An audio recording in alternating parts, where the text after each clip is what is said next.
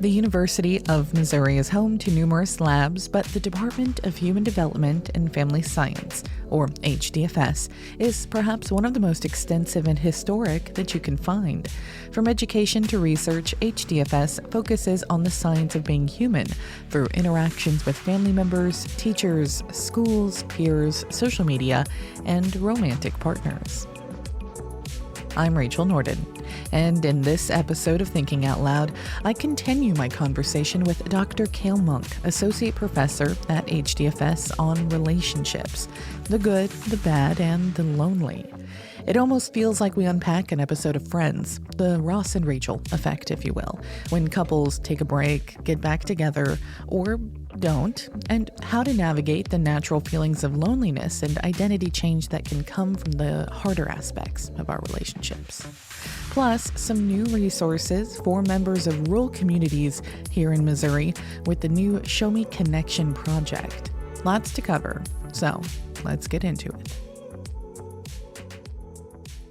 The phenomenon that we call it relationship cycling, so breaking up and getting back together, you cycle in and out of the relationship, essentially.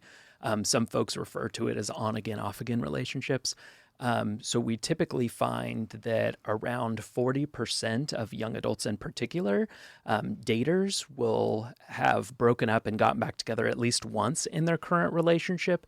And if we look beyond that to asking folks if they've ever broken up and gotten back together in any relationship throughout their relationship history, that number balloons to 61% of people. Wow. So a lot of people have at least had the experience. Way higher than I thought it would be. I feel like this is almost something people don't talk about that much. Yeah.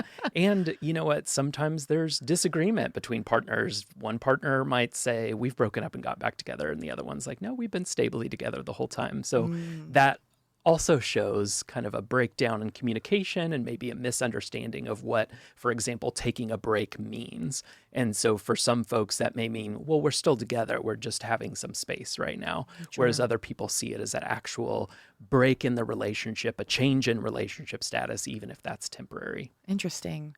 I wonder, I guess I'm thinking I guess it just, like you said, comes down to those communication issues, which kind of play into relationship dynamics and expectations in and of themselves, and probably play toward the breakup in the first place. Yeah, so anything that may make you feel dissatisfaction in the relationship, obviously your happiness and satisfaction can ebb and flow in a relationship. So what we find is an even stronger predictor of whether or not a relationship is going to end is really their commitment to it. So how long they view that the relationship is going to last. Is it likely to continue, essentially? But also this idea of a positive illusion, which we talked about last time, like seeing your partner in the best light. Obviously, if you start to hold more contempt towards them, you start to see them more negatively, not giving them the benefit of the doubt. That's obviously a warning sign that things may be taking a dark turn. Yeah, definitely. So in terms, you mentioned you've done a lot of studies about these breakups and specifically around people who have gotten engaged or call off the engagement or call off the wedding. Yeah. What do you find in these studies? Yeah. So in those studies, we find that there had been quite a bit of cycling up into that point. So breaking up and getting back together.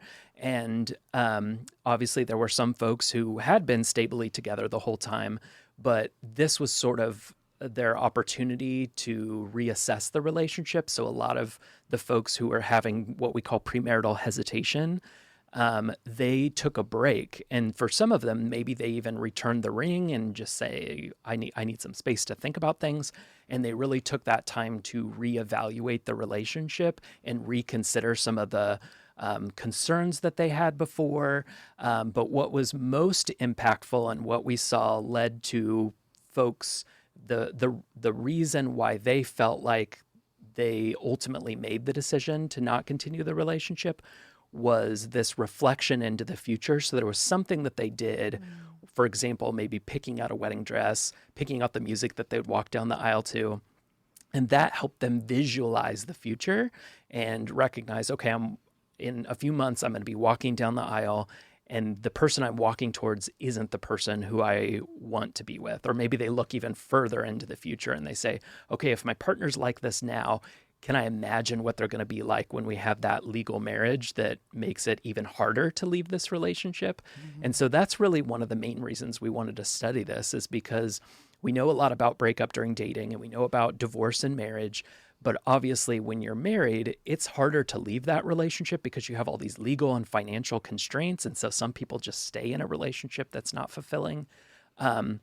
And so, at least in our culture, this engagement period is, some view it as like a last step before this long-term commitment that's hard to break. And so, how do we help people make these decisions if they're already noticing these red flags? How do we help them make more intentional decisions to either make their relationship better or safely leave it? Because a lot of the research shows that a lot of divorces, the reasons why those divorces happened, were present before they said, I do. And so helping those folks identify those issues and make decisions is what we see as helpful. I can see where that would be helpful. I think a lot of people just don't have the vocabulary to be able to identify these feelings sometimes. And so I wanted to hone in on a phrase you used, premarital hesitation. Yeah. I've never heard that before, but it seems pretty self-explanatory. Yeah. So I wonder then, how much premarital hesitation would you say is normal? And how does it exist in an individual who, or individuals or relationships? I guess, how do you not conflate something like self-sabotage or just nerves to premarital hesitation? Yeah. So I think it's, in the more popular lingo, it would be cold feet, right? And so there's a lot of discussion about having cold feet, is that normal? And so I think really reflecting on what is the source of the cold feet or that premarital hesitation is really the key. Because obviously, if you're like, I'm not sure if I'm going to be the best spouse because I love my partner so much, and so I'm having hesitation if I'm right for them, that's going to be very different from, my partner yells at me all the time and I'm actually not that happy. Yeah. And if we get married and it makes it even harder for me to leave, is that going to help or is it going to hurt? Yeah. And so thinking through those reasons for why you're having that uncertainty, so that those doubts, questions, fears, worries, what is the source of those? And that's what can really help you determine, is this an omen for something worse, or is it just something natural where I'm just anxious because this is a monumental decision that we're making? It can be so much harder to unpack those kinds of feelings when there's not an immediate,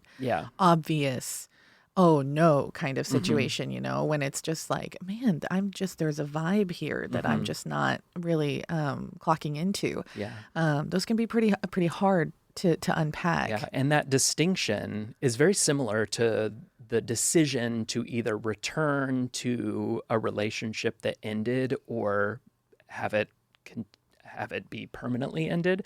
So the decision to return to a partner in those on-off relationships, because we really got to think about what is the reason why you're having this hesitation, or what is the reason why you broke up, and is that going to be a perpetual issue? Have things actually gotten better? So thinking about the reason, the issues that were there, but then similarly with, why are you wanting to get back together in those relationships? What's driving you to consider reconciliation, going back to a former partner? Because we often see that there's a lot of momentum to go back to those relationships, similar to the momentum to feel like, oh, we should just get married. We've been together so long.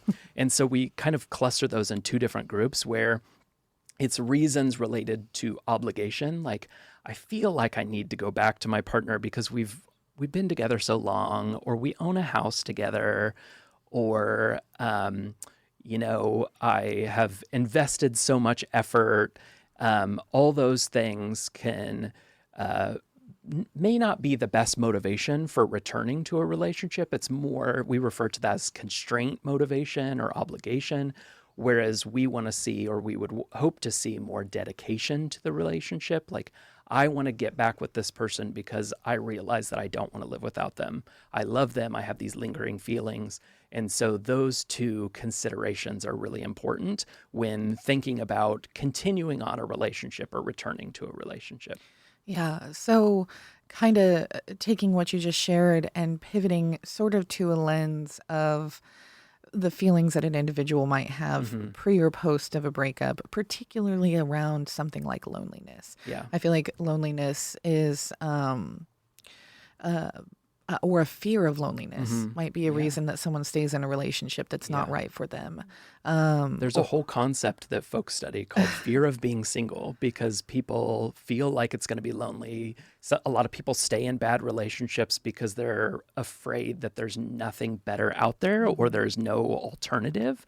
And so that quality of alternatives is often a driving force in whether or not someone is going to stay in a relationship. So if you perceive that your options are better elsewhere, either another relationship or actually I would be better off being single, then that's a strong indicator that your relationship is going to end. And so if people feel trapped in a bad relationship, it's often because they feel like there's nothing better out there, or they have some of those constraints or obligations that make it harder to leave that relationship. Sure. So, yeah, in terms of feelings, a lot of folks obviously feel upset, sadness. We often find that the distressing feelings of a breakup are normal or fleeting because research shows that those reports immediately after a breakup are much higher than reports 1 month or 6 months out. So sometimes it's helpful for people to know this too shall pass.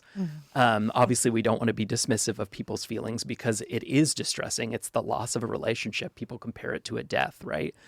Because that partner that you had, even if you're not happy with them right now, it's still sad to look back and think all that time we spent together is for nothing. And so Sure. we want to encourage people to not ruminate on that, to instead think about what are some of the benefits I got out of the relationship in terms of like silver lining. So it may be something like, well, based on those 5 years I spent with that person, I now know what I don't want in a relationship.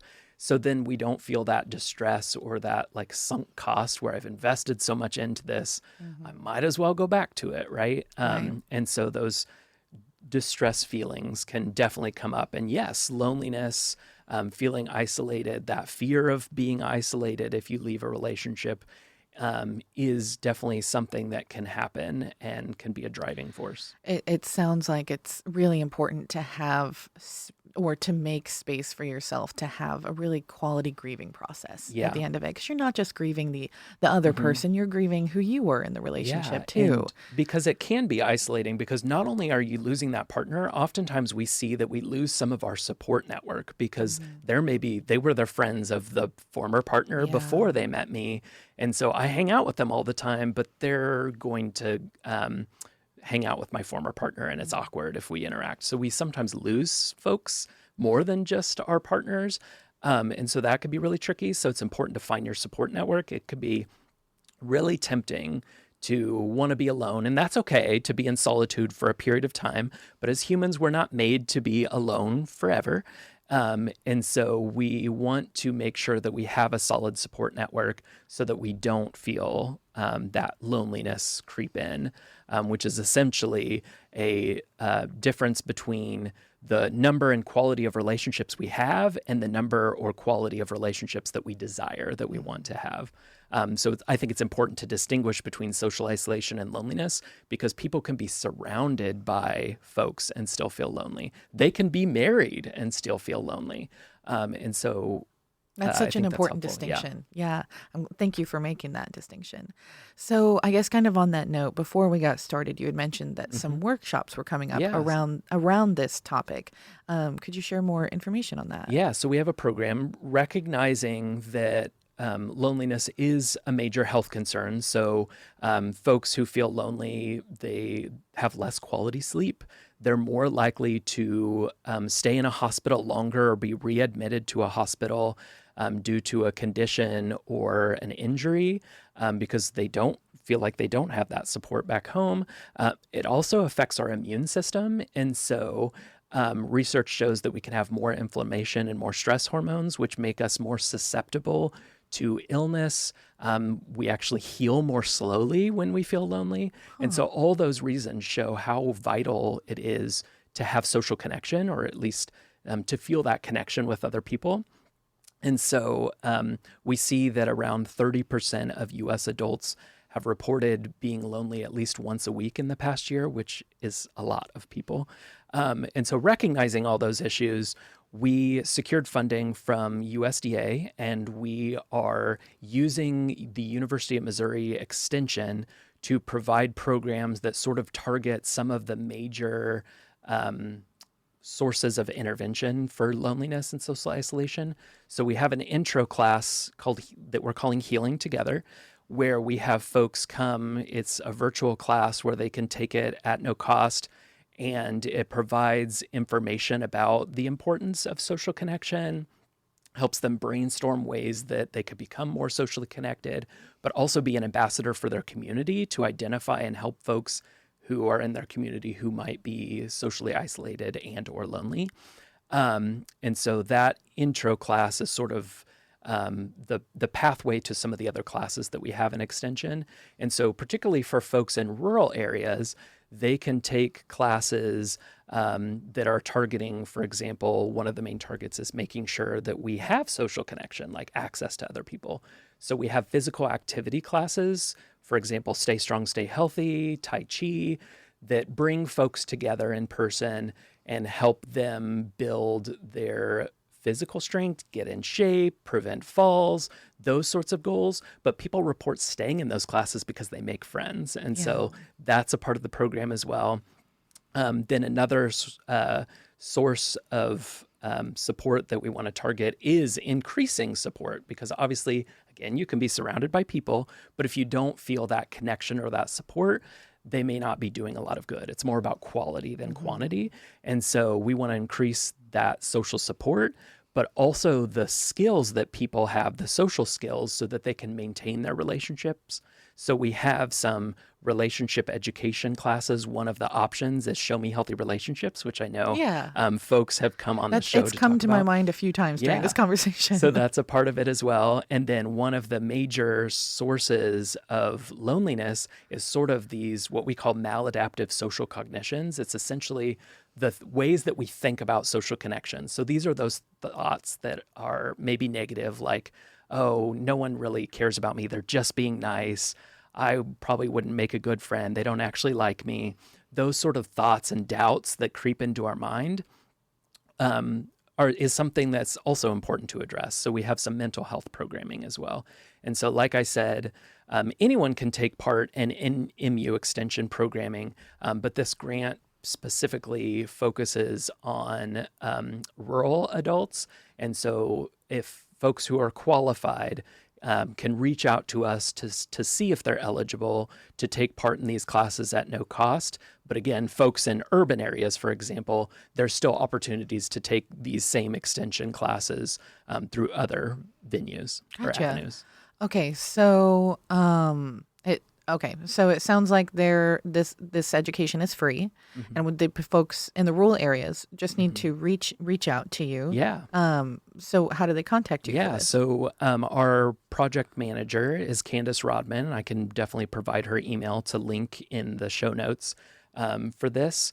So definitely reach out to her, and she can look to see if it's kind of complicated because we have to go based on USDA's classification of what is considered rural. So we look at county level data as well as zip codes. So you'll provide that information, and Candace can see if you're eligible for this particular project. But again, even if folks aren't eligible, they can still take that Healthier Together class at no cost.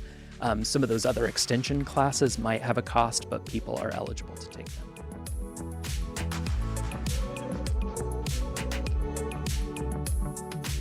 That was Dr. Kale Monk, Associate Professor at HDFS on relationships, breakups, loneliness and isolation, the ebb and flow of some of the harder aspects of connection. So were Ross and Rachael on a break? Well, only the writers are going to know, I suppose, but at least you and I are now a bit better equipped to navigate our own relationship bumps. And if you live in a rural area in Missouri and are interested in participating in the ShowMe Connection project, remember to check out the link in the description. And to learn more about HDFS and the work that they do, visit hdfs.missouri.edu. I'm Rachael Norden, and you've been listening to Thinking Out Loud from KBIA 91.3 FM.